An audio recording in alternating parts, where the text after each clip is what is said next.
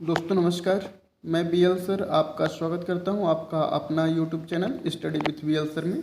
दोस्तों आज हम बात करेंगे जो जनभागीदारी या सेल्फ फाइनेंस के माध्यम से ही कॉलेजों में व्याख्याता के रूप में अतिथि विद्वान के वैकेंसी आती है उनके बारे में ही। और आज हम बात करेंगे कार्यालय प्रचार सरोजनी नायडू शासकीय कन्या स्नातकोत्तर महाविद्यालय भोपाल, जो कि विज्ञापन की जो तिथि है वो 31/7/2025 को जारी की गई है। थोड़ी व्यस्तता के कारण मैं वीडियो नहीं बना पाया, तो आइए चलते हैं और देखते हैं सबसे पहले कि कितने सब्जेक्टों में और कितने वैकेंट सीट निकली हुई है। तो उससे पहले यदि प्लीज़ चैनल में फर्स्ट टाइम विजिट कर रहे हैं और आपको लगता है कि इस चैनल के माध्यम से ही आपको छोटी सी ही सही जानकारी मिलती है तो प्लीज़ चैनल को सब्सक्राइब कीजिए, लाइक कीजिए और ज़्यादा से ज़्यादा लोगों को शेयर कीजिए। तो आइए चलते हैं विज्ञापन में और देखते हैं। तो जैसे कि आप यहाँ पे देख पा रहे हैं, कार्यालय प्रचार सरोजनी नायडू शासकीय कन्या स्नातकोत्तर महाविद्यालय भोपाल, और जो विज्ञापन जारी की गई है वो 31/7/2025 को यानी कि 31 जुलाई को। तो आइए देखते हैं डिटेल में। तो यहाँ पे आप देख सकते हैं कि महाविद्यालय सत्र 2025-26 के लिए जनभागीदारी समिति द्वारा स्वीकृति योजना अंतर्गत संचालित पाठ्यक्रमों में अतिथि विद्वान एवं जनभागीदारी समिति द्वारा विजिटिंग फैकल्टी के अध्यापन व्यवस्था हेतु सादे कागज पर निम्नानुसार आवेदन पत्र आमंत्रित किए जाते हैं।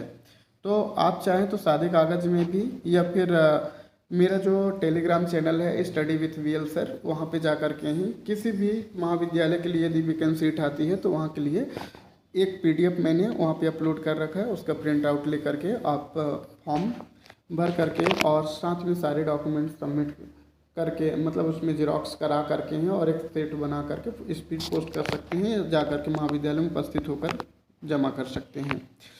तो आइए देखते हैं सब्जेक्ट में। तो जैसे कि यहाँ पे आप देख पा रहे हैं, सबसे पहले विषय पाठ्यक्रम का नाम दिया है, पद संख्या दिया है, शैक्षणिक योग्यताएं दिया हुआ है जो कि न्यूनतम 55% के साथ होना चाहिए। तो सबसे पहले यहाँ पे जो सब्जेक्ट है वो कंप्यूटर साइंस दिया हुआ है, गेस्ट फैकल्टी एक सीट है, और एमसीए एमएससी कंप्यूटर साइंस होनी चाहिए आपके पास। बीसीए विजिटिंग फैकल्टी एक पोस्ट है और यहाँ पे जो योग्यता है वो सेम है। फिर हिस्ट्री में विजिटिंग फैकल्टी की है और ये भी एमए होनी चाहिए आपके पास। अब देखिए यहाँ पे ही आपके पास यदि पीजी है, ध्यान से देखेंगे कि यदि आपके पास सिर्फ पीजी है तो भी अप्लाई कर सकते हैं। और कई बार होता है कि स्टूडेंट या फिर अभ्यर्थी ये सोच लेते हैं कि अरे मेरा तो पीजी बस है, क्या करूँगा मैं।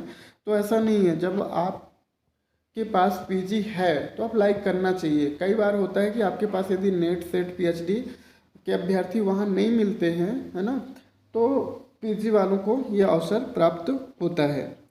आगे देखते हैं मैथमेटिक्स में, फिर हिंदी में देख सकते हैं आप, सभी में पीजी स्तर मांगा हुआ है। और फिर इंग्लिश है, साइकोलॉजी है, पॉलिटिकल साइंस है, संस्कृत है, कॉमर्स है। और कॉमर्स में आप देखेंगे तो यहाँ पे ही लगभग कॉमर्स के लगभग सभी सब्जेक्टों के लिए है ना। कॉमर्स बैंकिंग फाइनेंस के लिए भी है, कॉमर्स के लिए है, फूड एंड न्यूट्रिशन के लिए भी दिया है, न्यूट्रिशन फिजिक्स के लिए दिया हुआ है, काउंसलर के लिए भी दिया हुआ है। तो सभी में ही एक एक पोस्ट दिया है। लेकिन आपका जो यहाँ पे देखेंगे कि फूड न्यूट्रिशन के लिए 3 पोस्ट है, साथ ही में ही हिंदी के लिए 2 पोस्ट है और आपके इंग्लिश के लिए भी यहाँ पे ही 2 पोस्ट है। तो जो एफसी के पाठ्यक्रम होते हैं उनके लिए 2-2 सीटें हैं और यहाँ पे ही ये देखेंगे फूड के लिए कितने हैं, 3 सीटें हैं। तो इस हिसाब से कह सकते हैं कि अच्छी खासी वैकेंसी है, आप यहाँ पे देख पाएंगे। आगे देखते हैं कि इच्छुक अभ्यर्थी समस्त सुसंगत प्रमाण पत्रों की स्वप्रमाणित प्रतियों सहित A4 साइज के सादे कागज पर आवेदन विज्ञापन प्रकाशन की तिथि से 10 दिवस में महाविद्यालय कार्यालय में समस्त प्रमाण पत्रों की स्वप्रमाणित प्रतियों सहित A4 साइज के कागज पर आवेदन महाविद्यालय कार्यालय में कार्यालयीन समय पर जमा करें।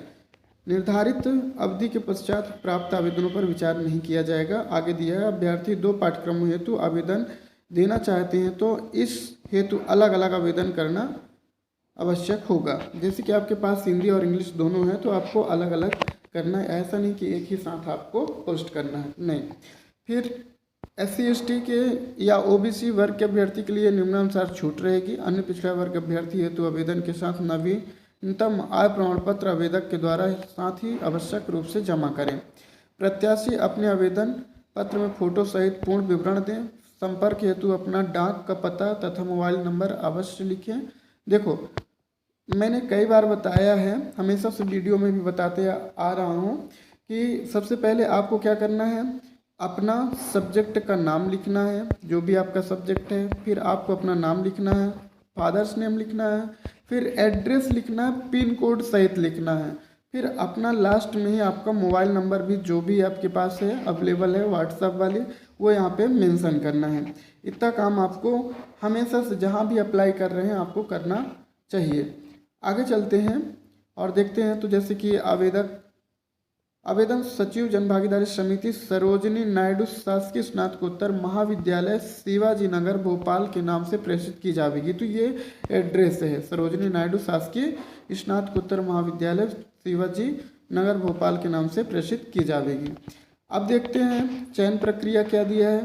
तो चयन प्रक्रिया पूर्णतः मेरिट एवं साक्षात्कार के आधार पर होगी। तो ध्यान रखिएगा, इसका साक्षात्कार भी होगी। आगे दिया है मेरिट अंकों का निर्धारण मध्य प्रदेश उच्च शिक्षा विभाग द्वारा जारी आदेशों के अनुसार होगा। अनिवार्य किसी विषय का कोई सह विषय नहीं है। आगे देखते हैं महाविद्यालय की जनभागीदारी समिति की को चयन प्रक्रिया निरस्त करने तथा या अथवा आंशिक संशोधन करने का अधिकार होगा। अतिथि विद्वानों द्वारा किए गए पठन पाठन कार्य का मूल्यांकन गोपनीय रूप से संबंधित विद्यार्थियों द्वारा कराया जाएगा, जिसके आधार पर उन्हें हटाया भी जा सकेगा। साथ ही प्रतिकूल आचरण होने पर उन्हें हटाया जा सकेगा। इसका उपयोग अगले वर्ष में चयन प्रक्रिया में भी किया जाएगा। आगे दिया हुआ है उपयुक्त किसी भी हैसियत से महाविद्यालय स्थापना के अंतर्गत नहीं माने जाएंगे और न ही लोक सेवक की विधि निहित परिभाषा के अंतर्गत लोक सेवक माने जाएंगे। आगे दिया है अतिथि विद्वान अधिकतम 4 व्याख्यान ले सकेंगे। उन्हें जन भागीदारी समिति द्वारा स्वीकृत प्रति व्याख्यान हेतु निर्धारित मानदेय प्रदान किया जाएगा। अतिथि विद्वानों की संख्या बिना किसी पूर्व सूचना के परिवर्तित की जा सकेगी।